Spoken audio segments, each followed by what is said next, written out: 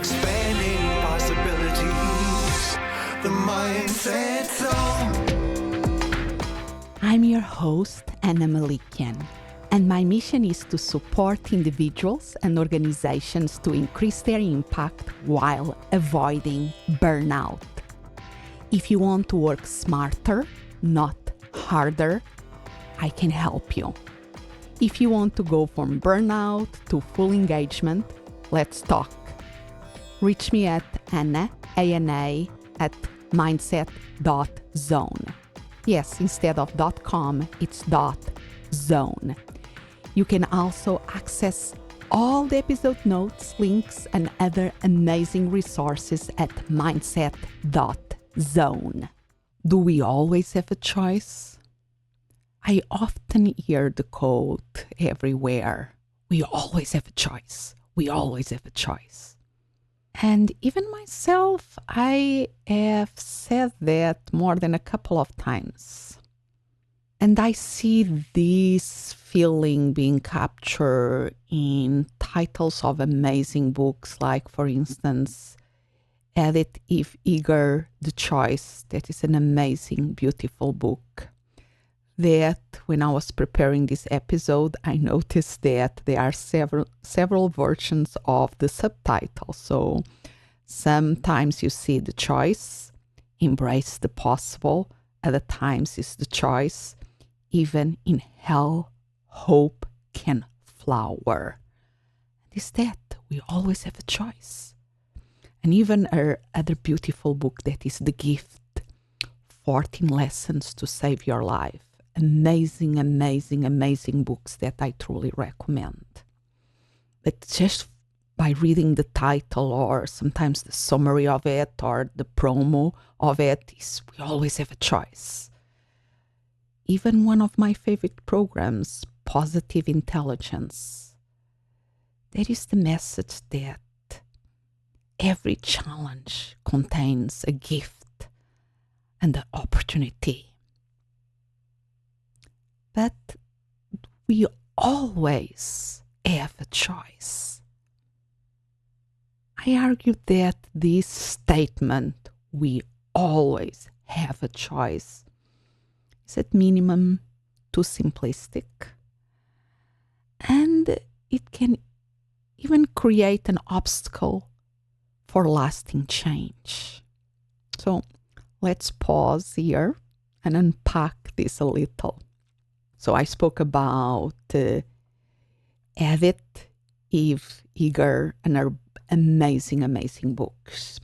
If you don't know her, please check her out. Her books are extraordinary, and she is extraordinary too. She's a survivor of the Nazis' concentration camps in the Second World War.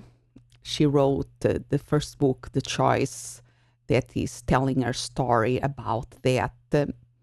And I will argue that is even more captivating than Viktor Frankl, Man Searching for Meaning. You really cannot put the book down.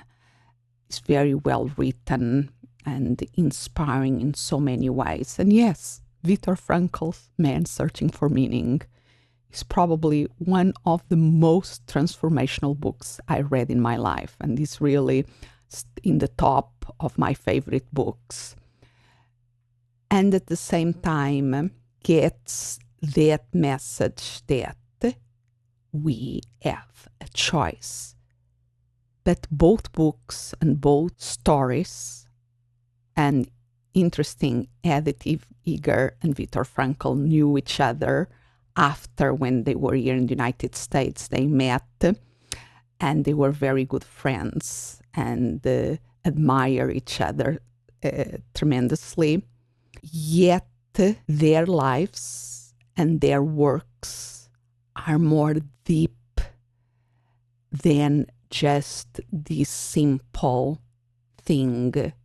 We always have a choice. They absolutely believed in the power of choice. But let me read one quote from the classic Viktor Frankl, Man Searching for Meaning, to say that is much deeper than that, just in one quote from the book. Everything can be taken from a man but one thing, the last of the human freedoms, to choose one's attitude in any given set of circumstances, to choose one's own way. End quote. I'm going to read it again. Everything can be taken from a man but one thing, the last of the human freedoms, to choose one's attitude in any given set of circumstances, to choose one's own way. End quote.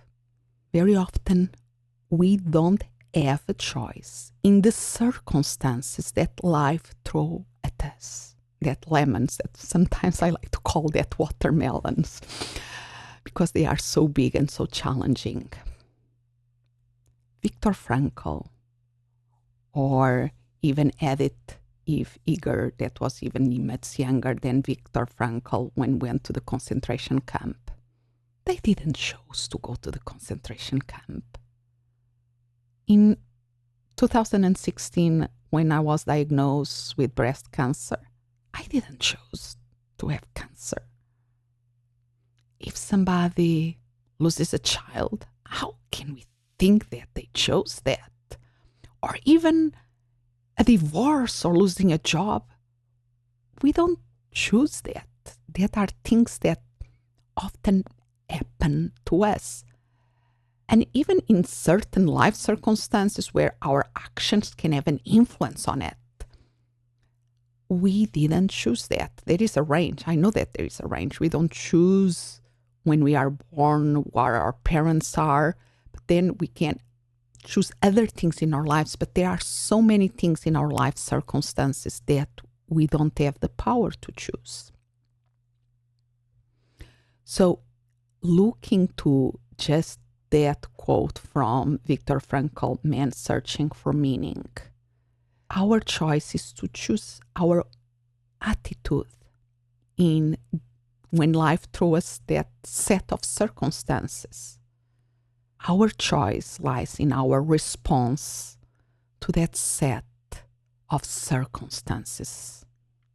And please, if you ever meet me in person, don't tell me that, oh, maybe cancer was a gift. You learned so much from it. And it's true, I learned a ton, and my life changed for the better after my battle with cancer.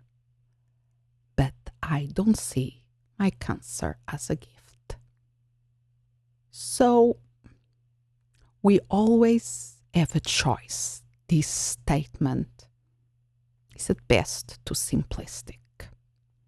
But let's peel another layer here. Because even I'm speaking about before here some tough circumstances in life. But let's think in more mundane, harmless circumstances. For instance, imagine yourself going to a supermarket to buy a bottle of ketchup. You find the right aisle, and there you are staring to ketchup after ketchup brand, bottle, shape. You even can become paralyzed by the number of choices in front of you. Should I get the known brand? Maybe the house brand. I will save some money. There is this one that says original formula. Oh, but this one is organic. Oh, but what is the favorite? I really don't eat ketchup. What is the favorite for somebody in my daughter that likes ketchup? So sometimes we can be paralyzed by too many choices. And this is the topic of another amazing book called The Paradox of Choice, Why More is Less. I read this book several years ago, and I was trying to locate the book before doing this recording, and I couldn't. But just the Amazon description of the book is really powerful. I'm going to read from it. Whether we are buying a pair of jeans, ordering a cup of coffee, selecting a long-distance carrier, applying to college, choosing a doctor, or setting up a 401k, everyday decisions, both big and small, have become increasingly complex due to the overwhelming abundance of choice with which we are presented. As Americans, we assume that more choice means better options and greater satisfaction. But be aware of excessive choice. Choice overload can make you question the decisions you make before you even make them. It can set you up for unrealistically high expectations, and it can make you blame yourself for any and all failures. In the long run, this can lead to decision-making paralysis, anxiety, perpetual stress. And in a culture that tells us that there is no excuse for failing short of perfection when your options are limitless, too much choice can lead to clinical depression. End quote. Whoa. We can put the focus on the wrong choice points for sure. And this can take us to another level. Because understanding and recognizing that our brains are wired to preserve energy, so just this basic fact, our brains by evolution are wired to preserve energy. So, because of that, most of our lives, we are living in autopilot. We are guided by our conscious. That is just human nature, how we are wired. And there are habits that we have and autopilots that we have that are serving us, and that is wonderful. Imagine you get up in the morning, you brush your teeth, and you are not thinking about, oh, what toothbrush shall I use? You just do it. Sometimes our autopilot is not serving us very well. And we can use the power of our consciousness to choose, to try to make a change. And it's really important keeping in mind that change can be a messy process that usually requires energy, usually has setbacks, because it's just part of the journey. So, do we always have a choice? Always? No. We spoke here already about so many examples of life circumstances. I spoke in a recent episode about the AI, artificial intelligence disruption, how it's changing our lives. We don't have a choice. We cannot put the cat back in the bag, so to speak. But we can choose our responses, how we respond to what is happening. And that often is the case. So, if we think about another question, does having too many choices can become a problem?